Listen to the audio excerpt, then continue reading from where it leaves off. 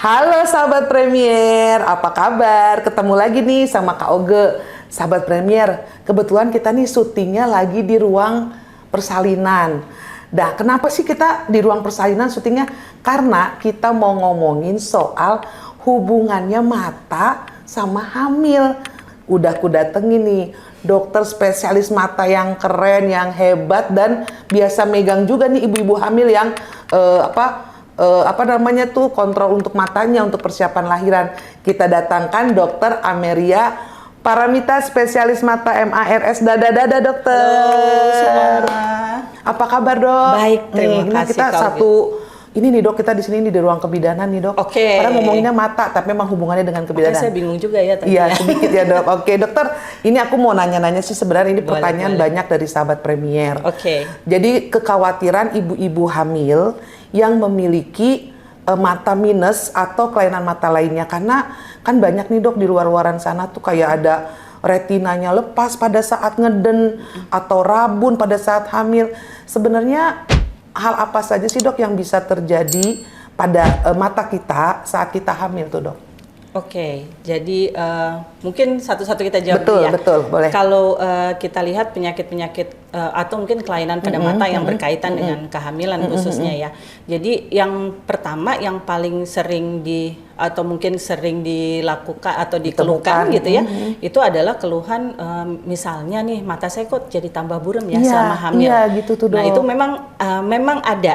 Okay. Jadi pada saat kita hamil mungkin ya kan ada namanya retensi cairan di dalam tubuh. Cairan kita kurang ya makanya dok. kan kadang bukan justru berlebih. Oh berlebih. Jadi kan kadang-kadang kaki jadinya jadi bengkak. Bener. Iya. Gitu ya. Termasuk itu ke mata juga. Jadi maksudnya ada di mulai dari penumpukan cairan. Bisa di retinanya atau misalnya di lensa mata. Sehingga mempengaruhi kondisi dari refraksi atau kelainan kacamata dari si pasien gitu. Makanya biasanya kalau misalnya dalam kondisi kehamilan ya kalau ada keluhan buram tentunya harus segera ke kontrol dokter, ya. Tapi benar. kalau misalnya untuk aduh saya mau ngerubah kacamata nih dok gitu ya. Nah kita nggak bisa kasih dulu biasanya karena nanti kondisinya tidak stabil. Bisa jadi berubah setelah persalinan. Jadi nanti setelah persalinan bisa jadi dia menetap ukurannya segitu atau kembali lagi ke asalnya gitu kan. Jadi biasanya kita tunggu sampai paling tidak melahirkan 2-3 bulan setelah melahirkan baru bisa ya. Nah dok yang tadi retina lepas dok, itu ada hubungannya dengan yang mata minus nggak ya dok? Nah ini yang juga sering ditanyakan betul. Boleh apa enggak sih saya matanya minus lahir normal gitu, boleh nggak? Jadi kalau misalnya pertama kita mesti ini dulu ya, kita sepakati nih gitu. Jadi yang disebut batasan minus tinggi itu adalah yang ukurannya minus 3 ke atas. Oh minus 3 ke atas. Jadi 3 ke atas itu yang kita sebut high myop atau minus tinggi. Nah tapi, ini ada tapinya. Kalau dikaitkan dengan kelahiran normal, sebenarnya berdasarkan literatur, berdasarkan penelitian, sebenarnya nggak berhubungan. Oh gitu. Jadi bukan berarti makin tinggi minusnya maka resiko retina lepas makin besar itu enggak ya dok ya? Sebenarnya bukan dari situ. Jadi memang bisa ada lepas retina pada saat mengedan kuat, tapi itu lebih karena misalnya memang dari awalnya dia sudah punya kelemahan di retinanya, tapi bukan karena minusnya bukan gitu. Karena minusnya ya dok. Jadi bukan berarti aku kalau minus 7 misalnya ya, ini pasti lepas nih, pasti lepas. Enggak gitu. Oke. Jadi yang kita lihat adalah lebih kalau misalnya si pasien sudah punya keluhan-keluhan awal, misalnya nih yang paling sering tuh lihat floaters. Jadi kalau floaters tuh kalau kita lihat kayak ada yang ngambang-ngambang, ada rambut-rambut gitu nah ya, itu dok? boleh deh kita periksa dulu untuk jadi lihat kita ada faktor resikonya atau tidak. Atau melihat seperti kita sebutnya fotopsia. Fotopsia itu kayak flashlight, jadi kayak di mata tuh ada celik gitu. Ya betul. Nah itu merupakan ya kalau bisa dibilang sign yang harus diwaspadai gitu ya. Nah itu bolehlah kita periksa dulu. Iya, gitu. kalau jadi saya bukan karena minusnya. Bukan karena minusnya dok. Kalau saya suka ngeliatnya gini dok, tuh saya ngeliat itu dok, dolar itu beda ya dok. Mata duitan. Boleh juga itu ya. Nah gini dok, kalau misalnya nih sahabat Premier udah minus 3 ke atas. Terus dia hamil mau melahirkan. Nah, sebaiknya alurnya ke dokter mata dulu untuk periksa atau udah deh lahiran aja toh saya udah baca, udah denger YouTube-nya Dokter Amelia, nggak usah khawatir, itu gimana tuh dok sebaiknya nih? Oke, jadi sebenarnya kalau misalnya tidak ada keluhan-keluhan seperti yang kita sebutkan sebut tadi yang dua tadi ya dok. Sebenarnya sih tidak perlu terlalu khawatir betul, gitu ya, betul. nggak apa-apa gitu. Apa-apa. Kalaupun misalnya ada keluhan seperti itu, boleh datang ke dokter mata dengan kita konsultasi, nanti akan dilakukan pemeriksaan.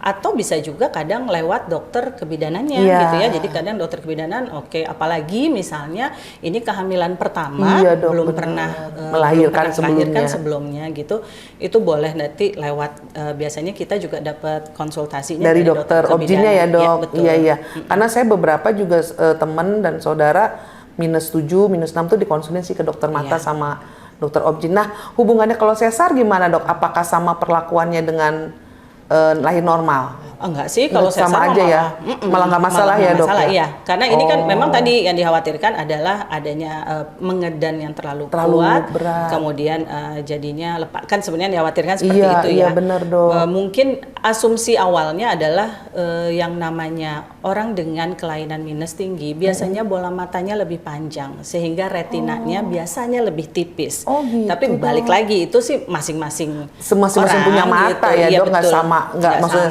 saklek kayak begitu ya pasti semua sama enggak ya. Kadang kita suka ditanya nih minus berapa sih dok yang boleh, minus berapa yang boleh gitu. Enggak dari ukuran. Enggak ada ukurannya ya. Berarti memang sebaiknya kalau kita minusnya udah lebih dari 3, lebih baik ke dokter mata untuk mengetahui kondisi kita dan apakah boleh lahir normal atau enggak gitu ya dok ya. Nantinya akan diperiksakan biasanya lebih menyeluruh khususnya untuk saraf mata atau retina di belakang. Benar. Jadi karena biasanya akan dia yang nahan retinanya biar nggak lepas ya dok. Betul. Ternyata gitu ya dok.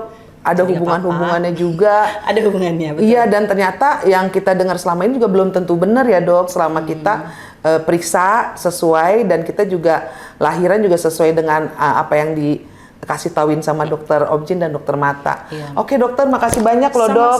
Saya jadi tahu ngeden gimana yang supaya nggak lepas atau saya juga minus berapa saya gitu. Saya bilang sama pasien dengerin dokter kebidanannya gimana cara ngeden yang benar karena satu lagi bukan hanya masalah retina dan nggak ada hubungannya sama miopik, kadang-kadang adalah pecah pembuluh darah. Oh iya tuh yang merah-merah dok. Nah saya suka bilang kalau ngedennya salah, makanya dengerin dokter kebidanannya. Jadi sebenarnya mata itu penting banget karena buat ngelihat ya dok. Tapi kita juga jangan ketakutan dengan kondisi mata kita. Jadi semuanya bisa kita lalui dengan proses diskusi dengan dokter mata, diskusi dengan dokter objin. Dok, makasih banyak ya dok. Sama-sama. Nanti mungkin saya mau konsul. Kenapa mata saya kok rada-rada kelihatan dolar terus? Yang dolar tadi ya. Iya benar. Siap. Makasih banyak ya dokter. Sehat selalu. Sahabat Premier. Sampai ketemu di masa yang akan datang. Dah.